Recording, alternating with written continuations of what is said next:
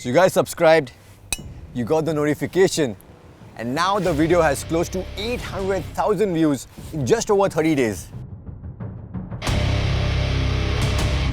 And this amidst the fact that 11 bikes were launched by KTM and Bajaj which failed to steal the thunder from the FZ25.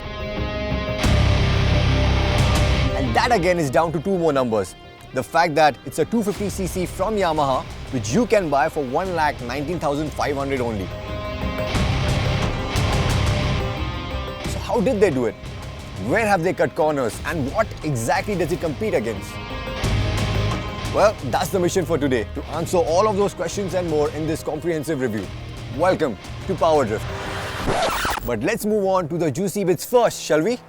249cc, 20.5 horses, 20 Newton meters and just 148 kgs. Sprightly?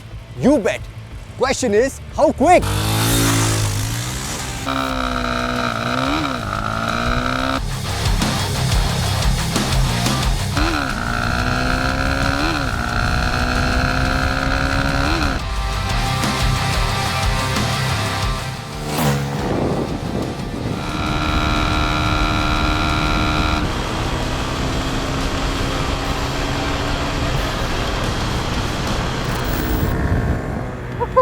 Holy shit, quick!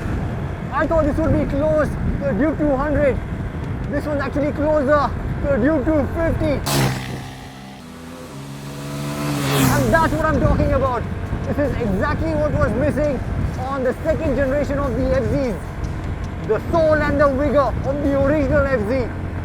Lost in the pursuit of better fuel economy. And thankfully, the FZ25 is a whole different story altogether. This one is livelier.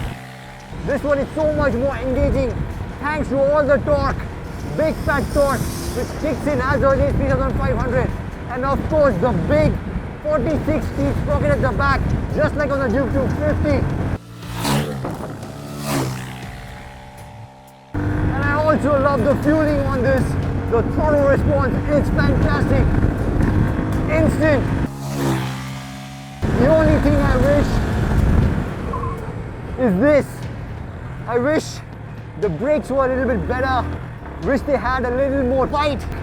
Just like the progression and the feedback they provide.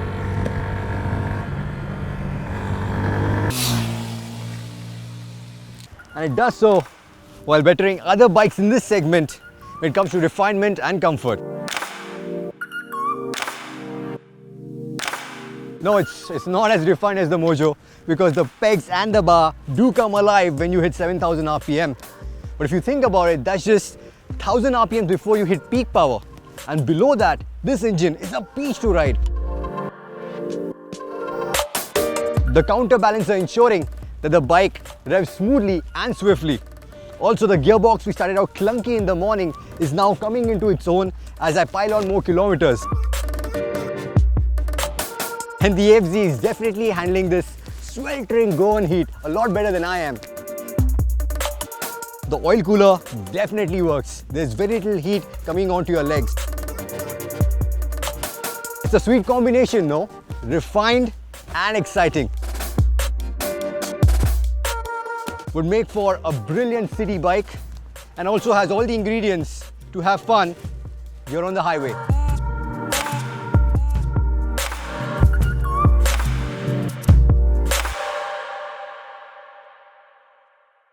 The ergonomics are nice and upright. The seats are flat, wide and well cushioned to let you travel with a pillion in reasonable comfort. You can comfortably cruise at 115 kilometers an hour with minimum vibrations. And the tank is a 14-litre tank, the biggest in the segment, and Yamaha's Blue Core technology that has given us a fuel economy of 33 kilometers per litre despite me going apeshit.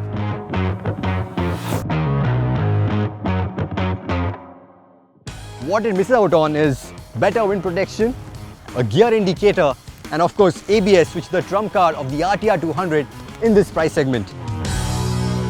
Also, I feel the ride quality can be a little bit better because this one shares the same suspension components from the FZS, has the same size forks, the same suspension travel despite being 16 kgs heavier. But I feel this is a little too harsh for these bad roads and a little too soft for spirited riding.